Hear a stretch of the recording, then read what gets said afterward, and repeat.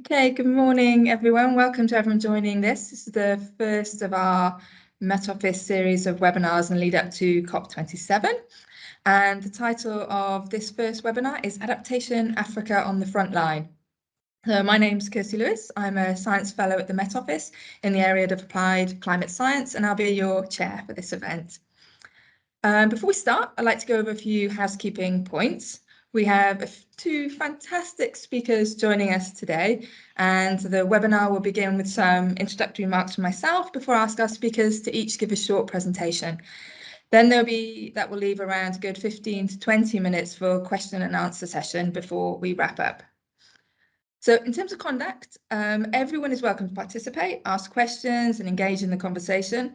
All participants are invited to help us create a harassment-free, inclusive, safe and positive experience for everyone. So please do be respectful of others. We ask that you don't post any screenshots of the webinar online, but of course you are welcome to share general information about your attendance. The event will be recorded, and please feel free to share the link to the recording once it's available.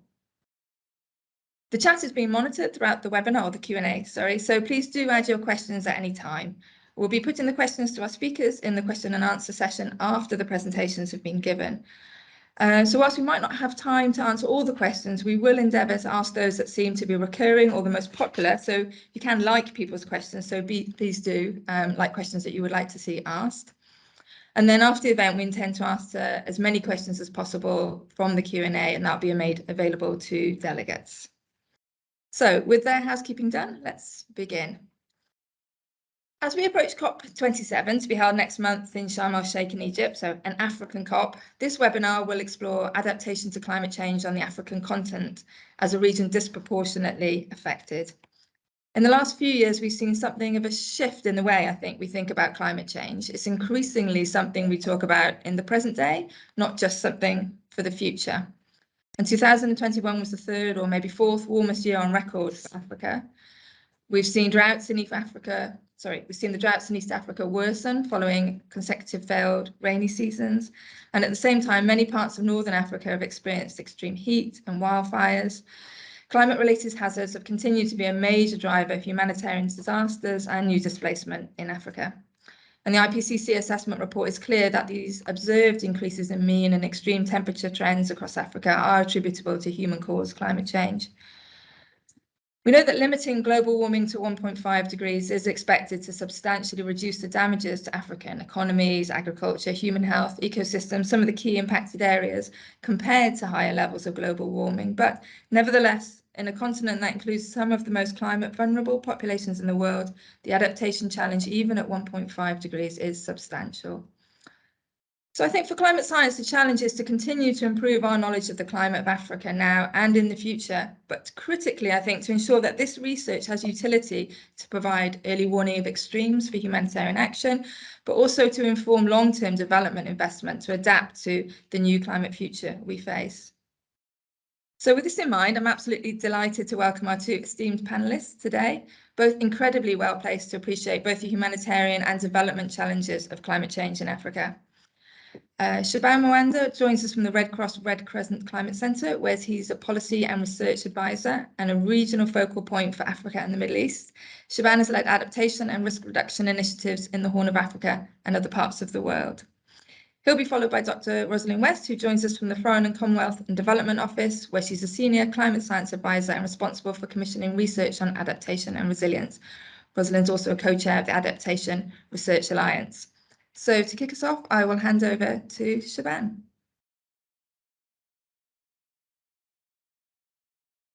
Okay, thank you very much, Lewis. Can you confirm that you can hear me quite well? I was having some internet challenges this morning. We can hear you, yes, thank you. Great. We'll request Becky to share my presentation. It's coming. Okay, great. Yeah, just like I've been introduced, ladies and gentlemen, I am Shaban Mwanda from the Red Cross Red Crescent Climate Center. So I have been given about 10 minutes to share with you what we see, especially when we talk about adaptation and Africa being on the front line. Next slide, please.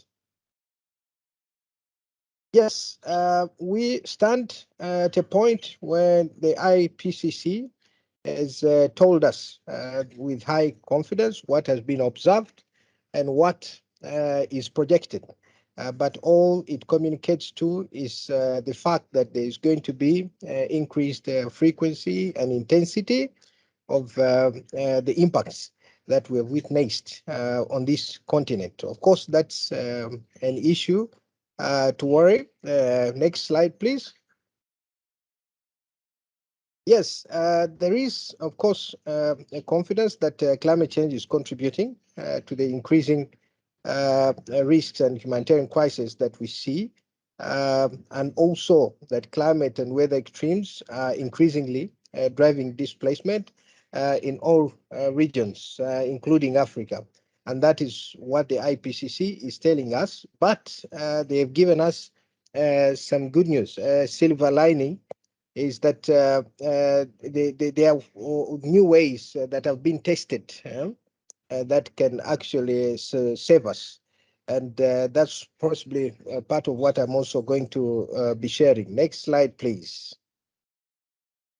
Ahead of this uh, intervention today, I really looked at the news and what was in the news. I visited a few websites, and you can actually see what's happening. People are talking about the Horn of Africa having catastrophic food insecurity indicates, and actually the Greater Horn of Africa Climate Outlook Forum, the 62nd that has just concluded, told us with confidence that we are going to face a fifth failed season in a row. What does that communicate to? I think me and you can definitely answer. I visited the British Red Cross website. I visited several other websites just to pick what is in the news right now.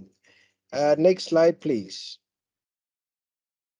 I also looked at CRED to 2019 when they were trying to analyze the last 2 decades and looking at Africa. And you could actually see that almost the entire Africa has got a part of share when we talk about occurrences, droughts, extreme heat, floods, storms, and so on. And this is a bit sad story, but of course, I noted that Africa was really right to make a proposal for a global goal on adaptation, because to Africa, adaptation has not just been a question, but rather a priority. And recently, the African Union heads of state at the beginning of this year made and approved the Africa Union Climate Change and Resilient Development Strategy and Action Plan that will guide the next 10 years. I pointed it out because for the case of Africa, I think this was quite important and related to the subject that we're talking about today as we head to COP27.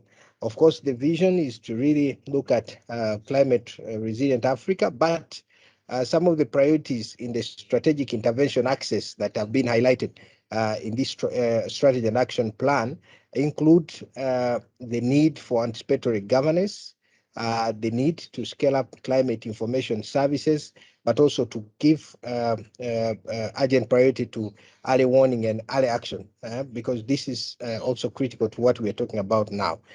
Next slide, please. Yes, so for us in the Red Cross movement, we have spearheaded what we call the focus-based financing. What would happen before is that, of course, we were a major response organization, but because of the challenges that come along, I mean, increase in frequency, severity, it really communicated one thing, that business cannot be as usual. We live in an era where, good enough, at least we have fair predictions. We can know what is going to happen. But most times people don't want to act even when we know what's going to happen. So again, we introduced already around 2014 what we call the focus-based financing approach, which is ideally what we today call anticipatory action. where we receive early warning, and then we kickstart our volunteers on the grounds, our national societies, kickstart early actions. They make low-cost interventions that are aimed at preventing or reducing potential disaster impacts. Okay, so again, this is part of the shift in humanitarian action from being rather just reactionary to being more anticipatory. So this is what we're doing, and in the coming slides, I'm going to show you some of the countries and where we are. So this is part of what we are doing. Next slide, please. Yes, so again, we try to ensure that these early warnings reach everyone and that they are actionable.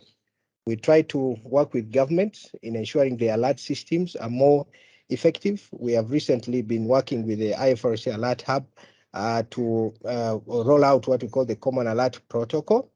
We have also ensured that we include actionable information in these alerts, the public awareness and public education messages, but most importantly, ensuring that early warning reaches the last mile, which of course we are glad that people like the UK Met Office have really supported our work in the different parts of the world, including in Africa. Next slide, please. Yeah, I think because of time, I will not go into detail on how it happened, but ideally, with a focus-based financing process, we really look at seeing what sort of focus are available, and they guide us into formulating early actions. And this process also involves speaking with the communities where the national societies are going to be working with.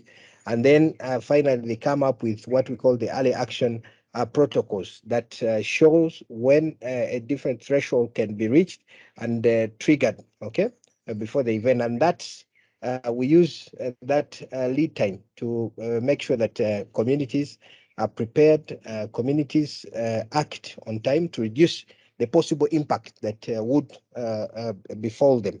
Next slide, please. The Red Cross Red Crescent movement globally has got a very powerful emergency response tool, and this is the Disaster Response Emergency Fund, the DREF. So what has happened in the last few years, we've been working so hard to make sure that as part of the Disaster Relief Emergency Fund, that national societies, our national societies around the world, including in Africa, can actually apply for this fund, because normally the event will happen. There will be a disaster somewhere, and then national societies apply for this money to be able to go and kickstart emergency response. So what has happened before, rather in the last few years, is to try and refocus this disaster relief emergency fund to include anticipatory funding. So once there is high confidence and the threshold has been reached and it's triggered, national societies can actually benefit from this funding pot and do some early actions already to prevent excessive impact. Next slide, please. Yeah, again, with this slide, you can actually see that national societies in Africa are really already implementing what I've talked about, the anticipatory action. I've circled because the map that I had was looking at the global overview, but you can see that the majority of the countries that are working on focus-based financing are actually in Africa, and some of them we have already triggered responses, and national societies have done early actions based on anticipated occurrences. Next slide, please. Yeah. Again. Yeah, great. So again, what we see as key messages moving forward is we need to increase the urgency and action because humanitarian impacts and crises are here with us. So again, I think the call is to make sure that we increase the urgency and action. Secondly, is how do we promote locally led action, especially being informed by climate information and ensuring that climate information is accessed at the most local level. And finally, as a key message that I came up with for the purposes of our interaction today, is to really scale up effective climate action. And that also includes ensuring that there are sufficient avenues where nations, where communities can actually access climate information. And this can only be attained with the force of law in some cases. So can we look at entry points when countries are coming up with laws and ensure that we integrate climate information access and usage in these laws and policies coming up. So again, I was just given 10 minutes to share our thoughts. Thank you very much, the UK Met Office, for inviting us. Back to you, Lewis. Thank you very much, Samantha, for a very interesting talk. I will pass over to Dr. Rosalind West now. Thank you so much, Kirsty. I mean, and it's also, it's such a pleasure to have the chance to talk with you all today, and such a pleasure for me to share this webinar with Shaban Mwanda, who I first met when I first started at DFID in 2016. And he was one of the people that really inspired me and to see the value of anticipatory action. And we've been working with the Red Cross, Red Crescent Climate Centre on this since then. So, it's really great that we can come together today for this webinar. So my name is Rosalind West, and I work at the Foreign, Commonwealth and Development Office in the Research and Evidence Division there, where I lead on weather and climate science, and also the research that the FCDO now is able to commission on adaptation and resilience. And I'm going to talk this morning about the Future Climate for Africa programme. So if we just go on to the next slide, thanks. So Future Climate for Africa was DFID's flagship climate research programme that really aimed to support world-leading research to enhance both our scientific understanding and prediction of extreme weather and climate in sub-Saharan Africa, and crucially working with African stakeholders and researchers, bring that science into use in informing effective adaptation to climate change. So the programme was funded jointly by DFID and NERC from 2014 right up until 2022. It's just finished. And this was the largest single investment in improving understanding of Africa's climate at around £25 million. So, I mean, it's been a fantastic programme, achieved a huge amount over that time, which I'm going to just give you a sort of just a taster of in this in these 10 minutes. Future Climate for Africa brought together 185 African climate scientists, including 99 early career researchers, working with researchers from across the UK and other European research institutions and stakeholders across the continent, who were really able to make significant progress in understanding and modelling Africa's climate and applying this to real world problems. There's been a really impressive range of outputs. 61 institutions have been involved, 16 pilot studies, 7 formal cross-learning opportunities. There were 34 learning exchanges, 32 impact studies, 127 knowledge products, and it's really been a fantastic programme. And if we just go on very impressive range of outputs, including a huge number of peer-reviewed publications. And we also have at the end, we put together a really nice little animation on YouTube, which I'll put the link for that in the chat so that you can have a look at that yourselves. It summarises what each of the teams who are involved in Future Climate for Africa achieved. But if we just look on the next slide, you can see the geographic location of those 5 teams. So we had the AMA team working in West Africa, we had the High Crystal team working in East Africa, the Mfula team who were working in Southern and Eastern Africa, the Fractal team which were working in Southern Africa, and then Pan-African team, the Impala team, who were working right across the continent on a high resolution convection permitting model called CP for Africa.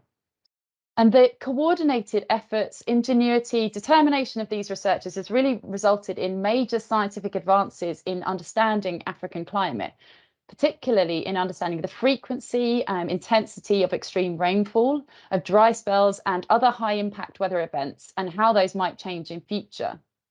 This has improved our understanding of the processes that influence Africa's climate, narrowed global model uncertainty over Africa, and has helped to predict the impacts of climate change in Africa.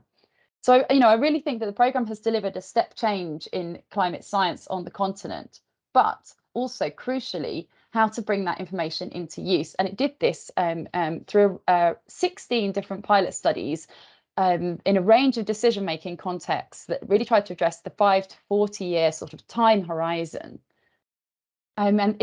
These pilot studies also took novel and collaborative approaches that emphasize co-production and transdisciplinarity.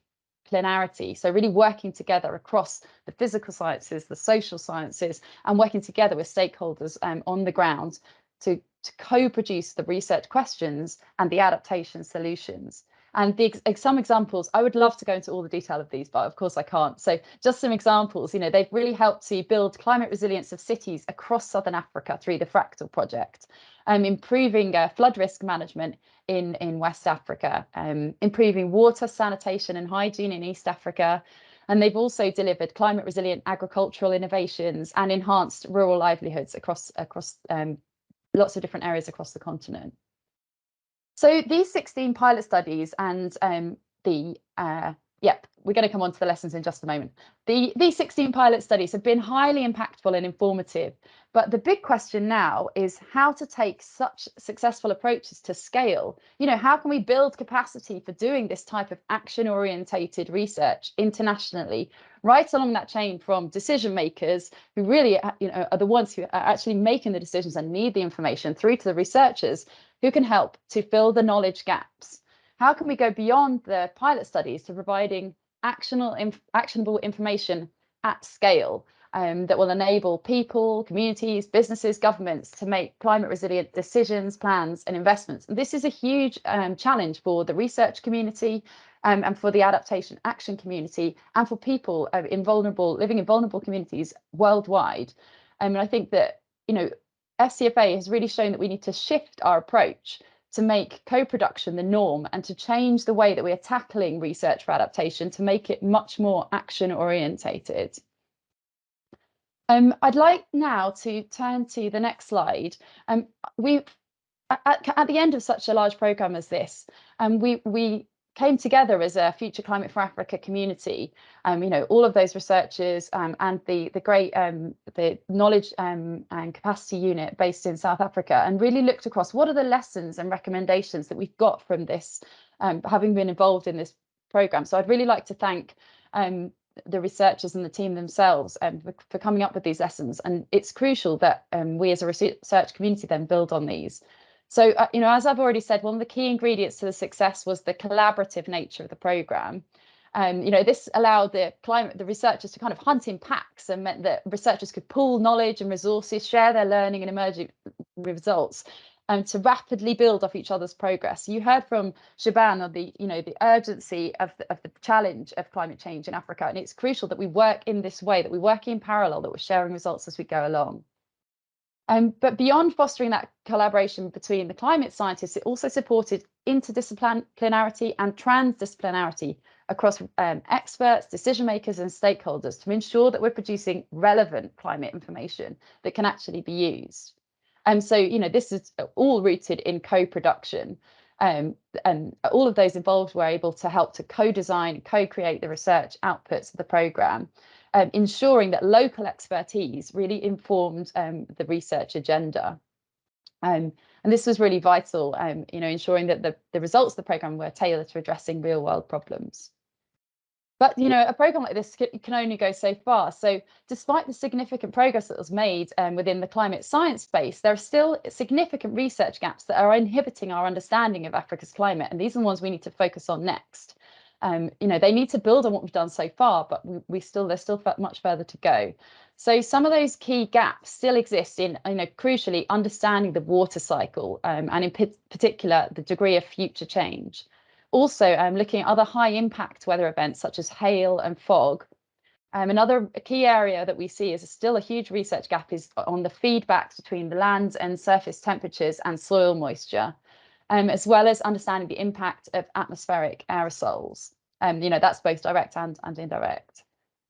A key area of progress was in improving understanding of model biases and errors of key climate processes, and the high resolution convection permitting model, such as the CP for Africa model that was led by the Impala Consortium, should be prioritised to further examine model representation of those large scale weather features across Africa. And this will help to provide further insights into how well models are capturing large scale processes such as mega storms or cloud bands, which really have a very dominant effect on the climate over Africa.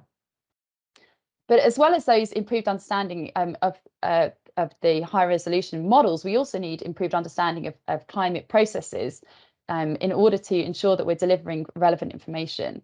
One of the things that we learned from Future Climate for Africa was that the climate information that was provided by scientists to decision makers is often not aligned to the timescales or the geographic scales on which decision makers are working. So I think that in the future we really need to be building on how we're using high resolution models and other types of models to deliver locally specific climate information that is aligned both to local planning timelines, but also to the local decision making context. And while being able to deliver information on the local scale is important, knowledge gaps right across the continent limit the ability of scientists to be able to do this. So it's vital that we dedicate continued investments in climate research across Africa to improve the scientists' ability to deliver relevant information that can aid adaptation and development planning. So, a lot of lessons there from the FCFA community. I'd also really encourage you to have a look at the FCFA impacts website, where many of these are summarised, and there's also, a lot of useful information and interactive information there. We just have a look at the next slide. Lessons from the Future Climate for Africa and other programmes like Carrier and others worldwide have really formed the basis of a new framework for research and impactful research that has been put together by the Adaptation Research Alliance, which I co-chair. So this is a new global coalition that's bringing together researchers, funders, policymakers, development bodies right across the research action spectrum that are committed to action for adaptation. And with the expertise of this global membership, the ARA has co-developed this set of principles that you can see before you to ensure that we develop research that is locally relevant, that's solution oriented, and that's needs driven. We hope that these principles will drive a transformative approach to doing research and to taking action. It means that stakeholders will be able to collaborate on all steps of the process, including the research design and the outcome generation, all the way up to funding goals and decision making. It also allows solutions to be produced in an iterative way. That's the kind of action research approach that really evolves as new information is gained on the ground. So far, all 157 member organisations of the Alliance have endorsed this set of principles and committed to working in this way. And many are already bringing them into use and sharing what they're learning across that network. So I think this is really taking some of those lessons from the Future Climate for Africa programme and massively expanding the reach of that. I'd just also now like to move on to talking a little bit about the IPCC reports and particularly the sixth assessment report. So this is on the next slide, thanks. Now, Shaban highlighted some of the findings of the IPCC reports, and in particular I wanted to highlight the Africa chapter of this report. This was noted by the co-chair of IPCC Working Group 2 as representing the clearest and most comprehensive review of the continent ever contained in an IPCC report. And it's also advanced the understanding of climate change risk across the entire report. So it's brilliant to see that this time around that the IPCC has been able to include much more evidence on the state of the climate in Africa and on future predictions, and the Future Climate for Africa programme and many others, but have contributed majorly to that. So a lot of FCFA researchers were authors of the report, and many of the papers that came out of the Future Climate for Africa programme were cited in the report. And also, there's a notable mention of the value of co-production. So this is actually in the Working Group 2 report. And also, grants from have helped to put some money to enable and support those authors to do the synthesis work that was needed to complete that chapter. However, everything I said is one thing, but one of the stark findings of this chapter is really on the limited amount of research funding that actually is supporting this type of work. A very shocking finding is really that funding for African climate research is less than 4% of global climate-related research spend, and that's shown in these graphs that I'm showing here. So in the first one, you can see that this is really showing in the yellow line, this is the amount of funding that is spent on African climate research, and the blue line is showing you the global climate research. And then, in the final panel on the right-hand side, you can also see that even of that funding, most of that funding for climate-related research in Africa flows to institutions that are based in Europe and in the USA.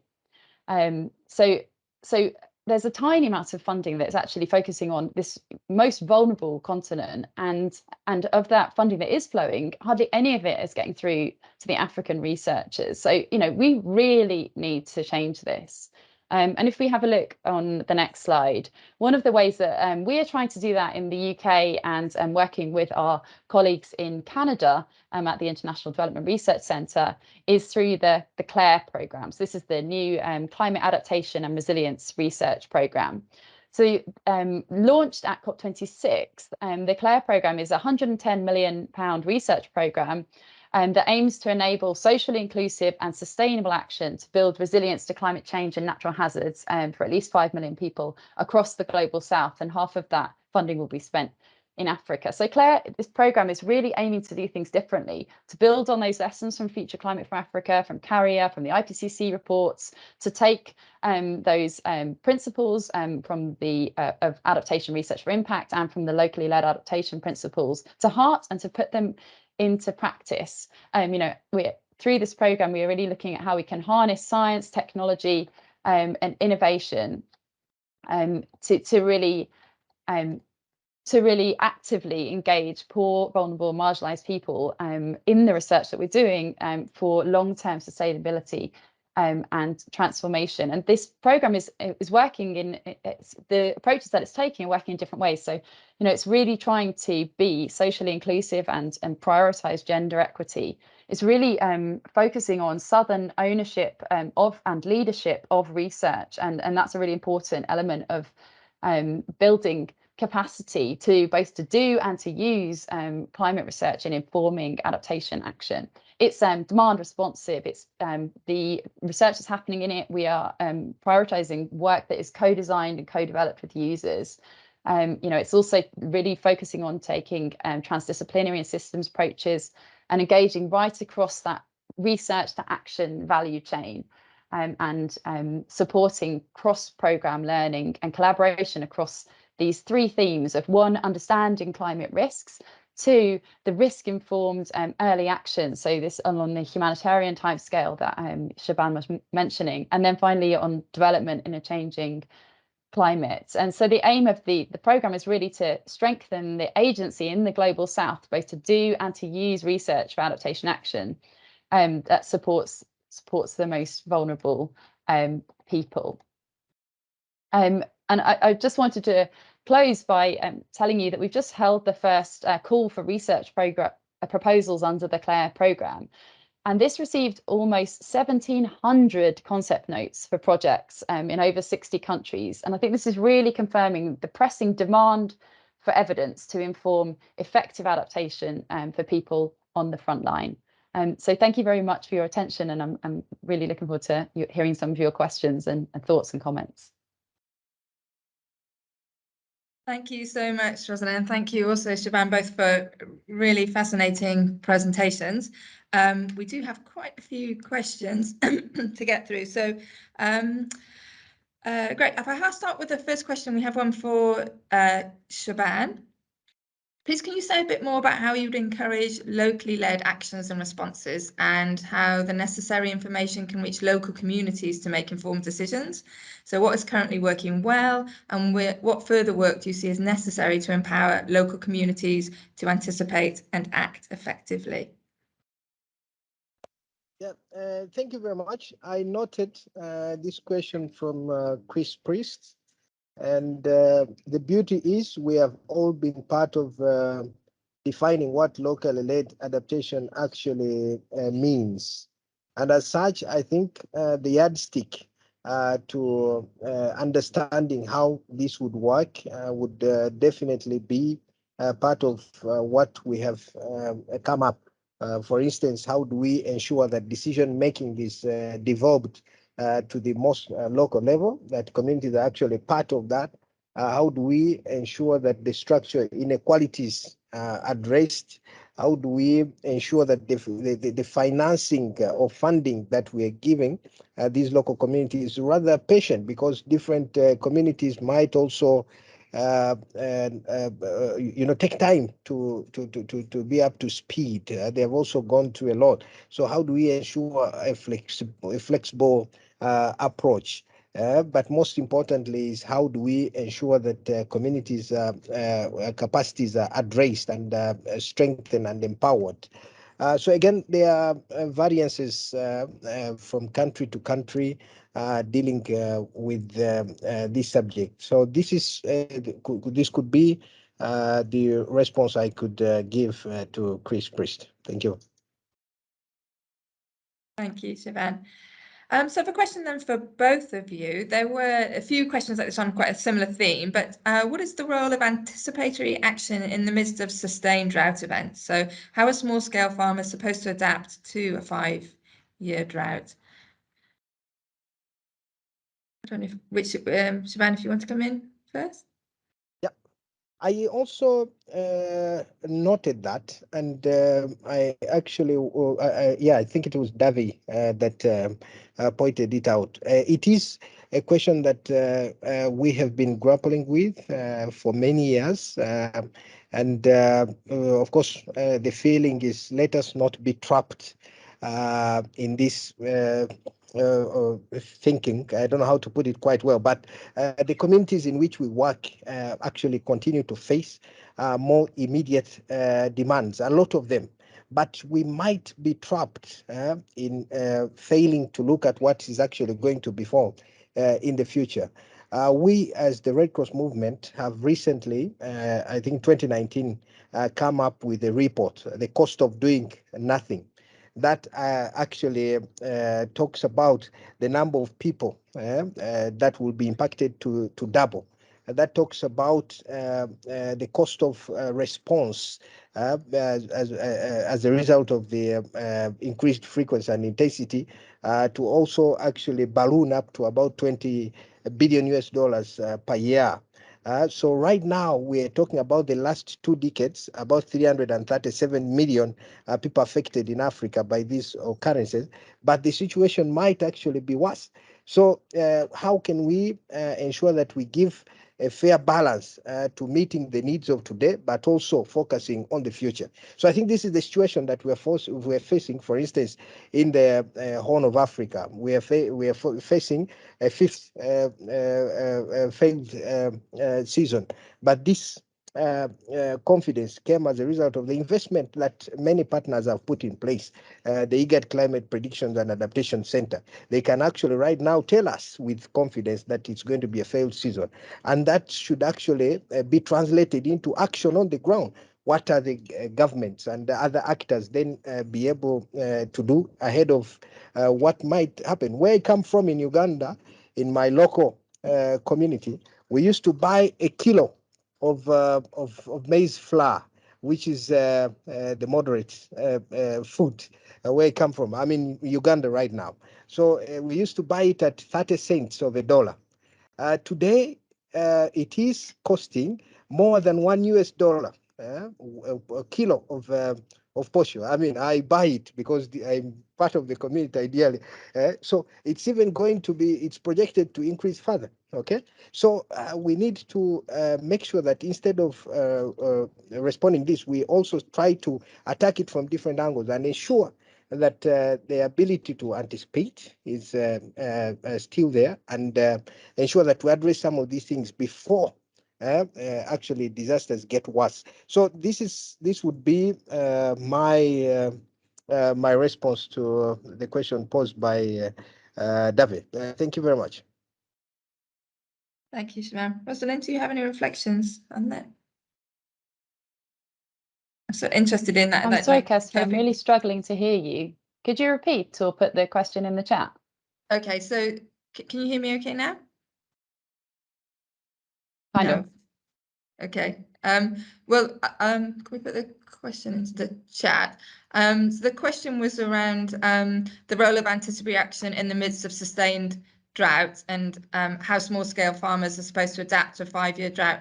And Shaban talked about the need to think about meeting the needs of today, but also to consider the longer-term climate challenges at the same time. You can't hear me? I'm sorry, could you say that again? Okay. Is the question in the question is in the chat, if you can see. So it's the role of anticipatory action in the midst of sustained drought, and how are small-scale farmers supposed to adapt to a 5-year drought? I think I'm going to try leaving and joining from my phone. Sorry about this. Okay. All right, no problem. We'll move on to another question then in that case.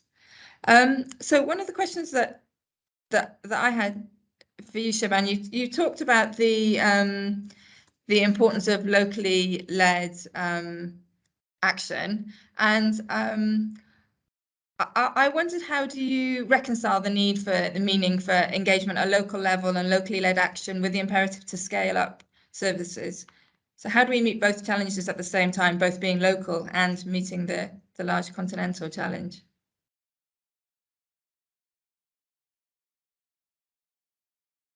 Yeah, I think that's a good question. In many of the countries, I think we still have challenges with giving a force of law to the ambition.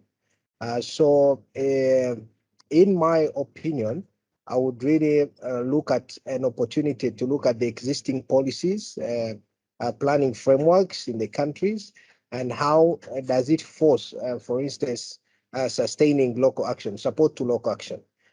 Many countries, of course, come up with their ambitions to adapt, which include sophisticated, big funding and support. But for every project that we come up with, so let it be on climate smart agriculture, let it be on access to water and so on. I think for me, it should be that we really have a lens of what is the common man, what is the local pastoralist, the local farmer benefiting from such an investment.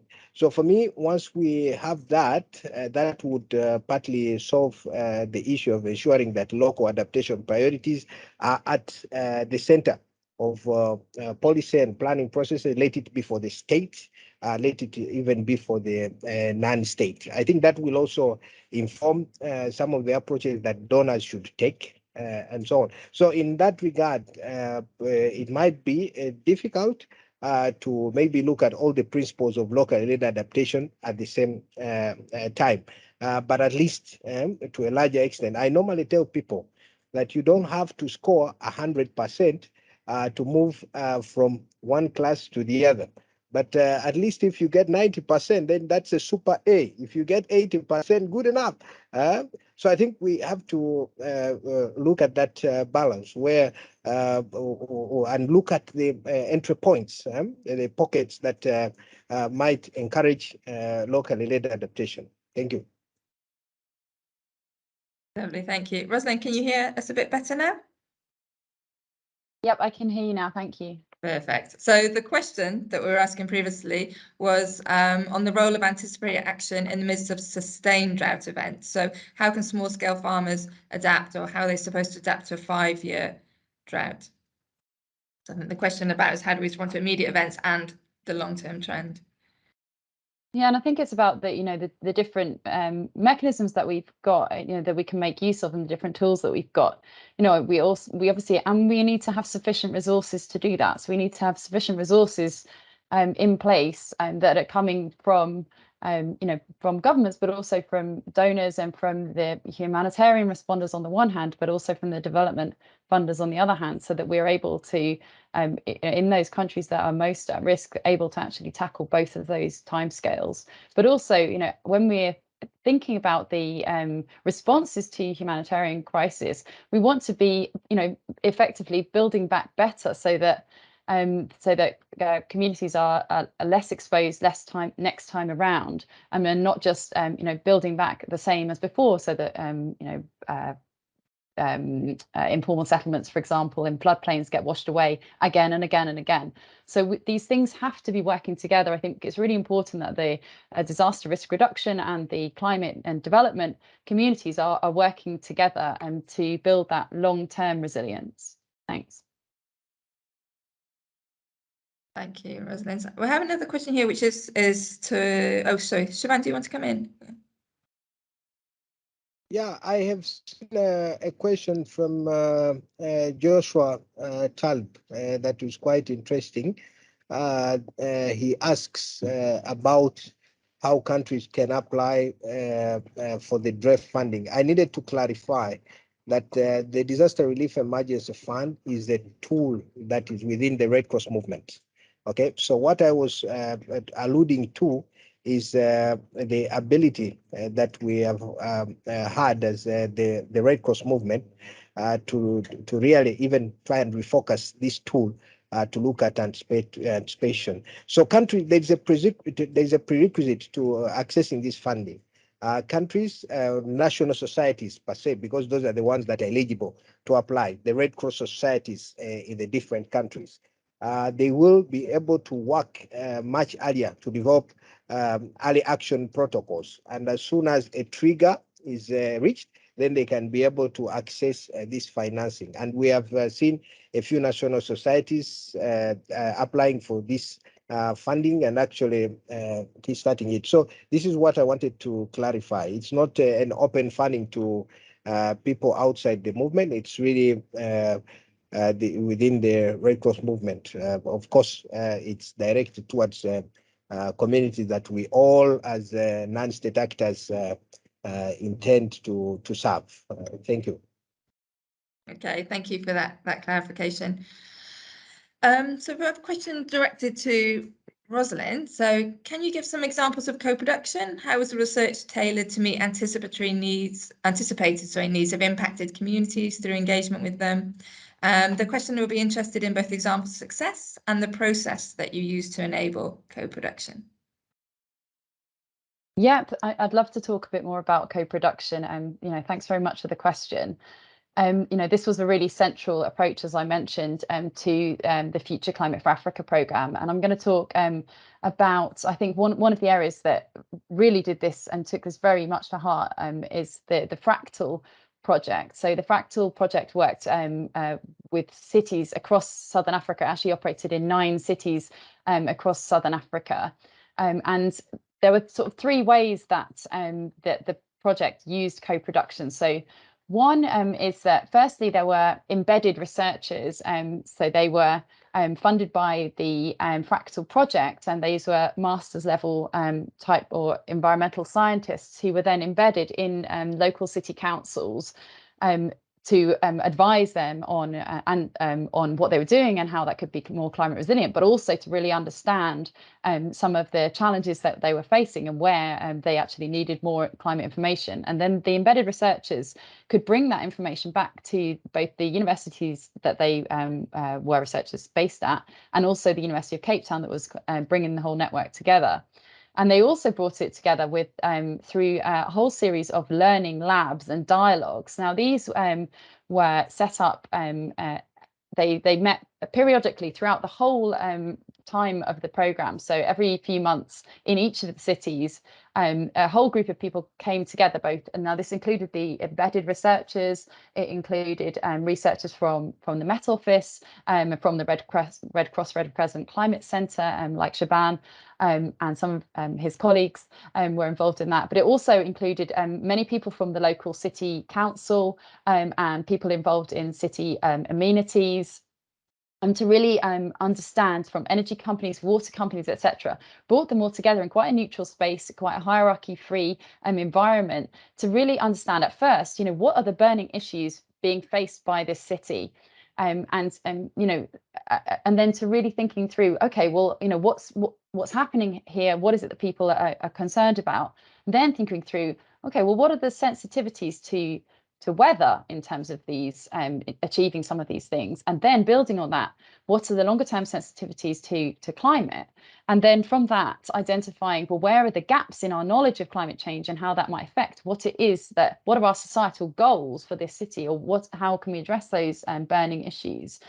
And so it was a very long-term process of sustained engagement that worked first to understand what the burning issues were in each city, and they were different between the different cities, and then figured out, well, what research we need to do to help to fill some of the knowledge gaps that are helping to address some of those. And it was a very impactful process. There were also, and this helped to develop, as part of that, they co-developed climate risk narratives that really help to interpret the climate information in the local context, and sharing those multiple stories of how that city's future might play out in that range of possible climate futures.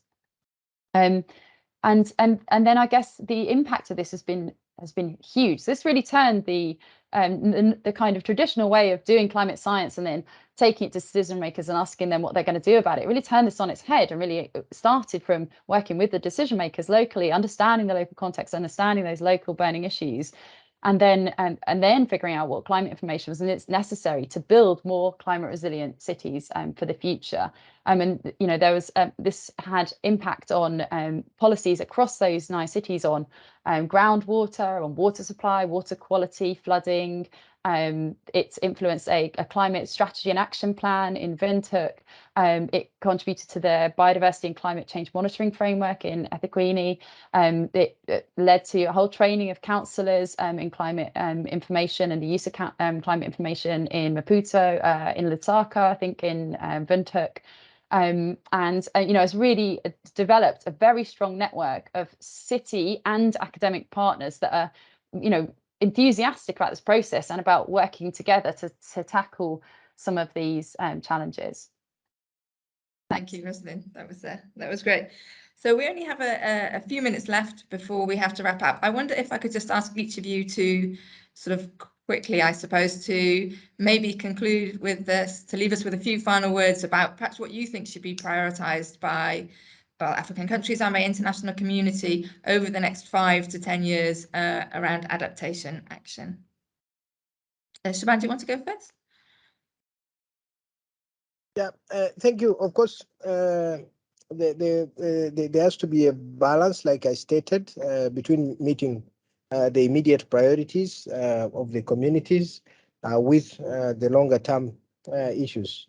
I think that we still, and related to the subject today, that we still need to think about how do we achieve adequate forecasting capacities for some states. We still see differences from country to country. The young nation, my neighbor here, South Sudan, I think still needs a lot of support as well, and a few other countries that also affected by conflict and so on. So there has to be that. Secondly, of course, I think we have to ensure that issues of early warning and early action are quite sustainable. And I am inclined to believe and propose in the same way that ensuring that we highlight entry pockets, legal entry pockets in the policies and legal frameworks of the country should be prioritized. Of course, there has to be increased financing as usual. I think this has to be an endless call because we need to ensure that sufficient innovation is embraced. And finally, I reiterate that ensuring that even the large projects that we develop, that we work on, should be in favor of the local adaptation priorities, and the local communities have to be at the center. Thank you very much. Thank you, Sven. Rosalind, super fast. What would you say was your key priority for the next 5 to 10 years? Thank you. I think for me the key priority is both. I suppose it's around action-orientated research and evidence-based action, and it's delivering on both of those things. I think that we really need to shift our approach to the way that we're tackling climate change in order to be able to deliver climate resilient development at scale, and we really need to increase our capacity to do that across the continent. Everybody who's making decisions at the moment and over those 5 to 10 years, those decisions are going to be taking place, or the implications of the decisions are going to have to hold under a climate that is largely more hostile than the one that we've become used to. And so we must be embedding climate resilient development and climate resilient thinking into all of our future planning and investments. And in order to do that, and where the research community come in, I think, is really that we have to be much more collaborative and coordinated to addressing those user-centered priority research questions in order to provide practical solutions that genuinely are reducing the risks for the most vulnerable. Thanks. Thank you so much, Rosalind. Thank you for that fantastic end to our webinar. So thank you again to our speakers, Rosalind Shaban, for joining us today and for your interesting and insightful presentations and your responses to questions. And thank you to everyone who joined us here for this engaging topic. There will be a recording of the webinar available on the Met Office Science and Services YouTube channel in the next few days, and we'll share this with you by email as well. We're running 2 more webinars in the coming weeks on global food security and pathways to 1.5 degrees. So if you're interested in checking those out, please, the registration links will be in the chat. And then finally, we'd be really grateful if you could complete the short survey and let us know your thoughts on today's events, and that will link up that will also be shared in the chat. So apologies for running over for a minute or so there, but thank you again for joining us, and we look forward to seeing you in the next webinar. Thank you.